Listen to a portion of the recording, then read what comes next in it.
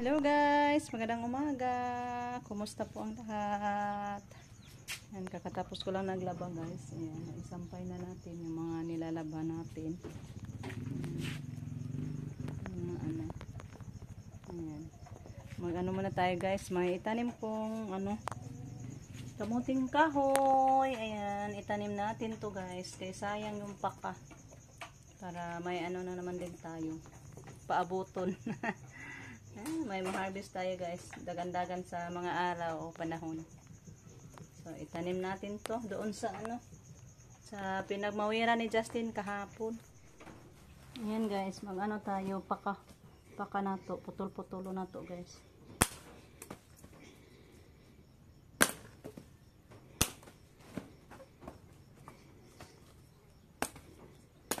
Maganda ang nito guys, klase ng kamuting kahoy ni mama. Kasi undanon siya guys ba. Then labo.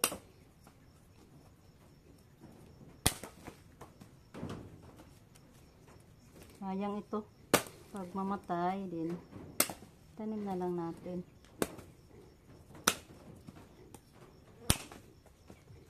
Maguna ta guys nga na ay tanom ba.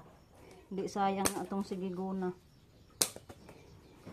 Puno na ito sa tanom. Itong ginunahan.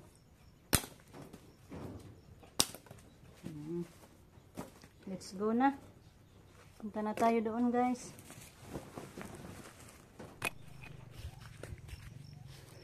Ayan guys. Dito yung mga naitanim natin kahapon na talong. Ayan. Nakatanim ako ng talong kahapon guys. After sa pagmawit ni Justin. Mabutit hindi nalaos. Kasi mainit na din ngayon. Itong isa nalaos dahil ni. Hala. Ang tao nalaos mo. Meron pa yung isa. So dito din ako magtanim guys. Isang linya. Ilumbay natin dyan guys. Isang linya. Yung ating kamuting kahoy. Yung natin kamote, malapit nang gumapang guys. Kaso giungat nis baboy, itong nakabuhi atong baboy. May dalawang punuan na giungad sa baboy Ito tinanim ko balik kahapon. Giungad sa baboy kapag kabuhi guys. Kaya ayan yung forma. Malapit na din gumapang yung kamuting bago natin. So magtanim muna ako dito ng kamuting kahoy guys. Ano lang natin, ay straight ba para magandang tingnan. Tanim na tayo.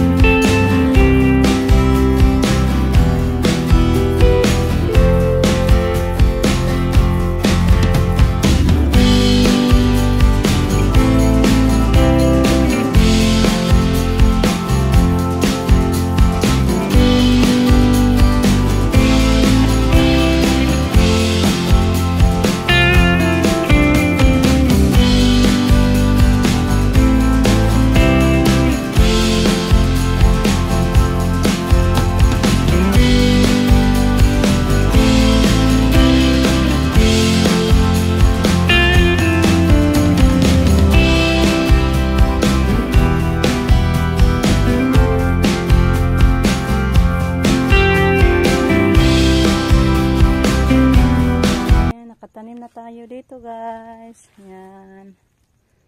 Dami-dami na rin yung natanim natin. Diyan sa kalumbay. Ay. Tanggal mo yung ano. Pinaglagay kong pandong. Malaos raban. Ano lang. Mainit. So ito yung pandong ani guys. Ay. Dito. Hindi pa tayo guys. Dito tayo sa kabila. Ngayon nagunahan din ako dito. Tamna natin. Yan po yung isang baboy natin. Yung kay Ma'am Yuli na baboy. Yan po Ma'am Yuli. Ang baboy mo natulog. Miga. Maganda ang tulog niya. Tintin! Tintin! Palami-lami ulit kagtugo. So magtanim tayo guys. Dito na naman tayo magtanim. Isang lumbay. Nandito pa ano. Yung may ang tawag niyan. Tanim na naman tayo dyan.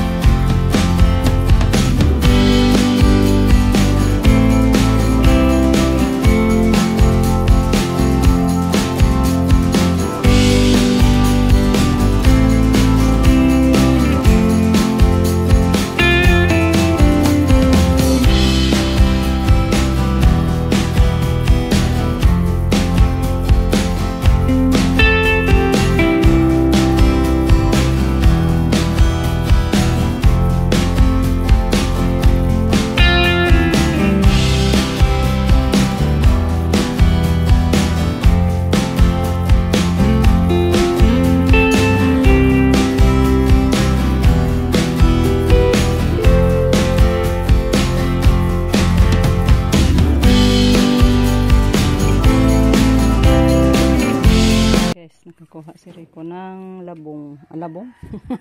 Labong. Dabong ng kawayan. Tagalog kay ubod. Ubod? Ubod pala. 2 piraso. Saan na to? Loo yan? Kilaw lang yun ito. Kumayara mag-salon. Mag-salon daw natin guys. Ayan guys. Si Rico nag-inihaw ng bangus. Tapos na naluto yung ating ubod ng kawayan. Ando na sa loob. Guys, yung ubod ng kawayan. Ang sarap guys. Ginisa natin. So, kain tayo guys.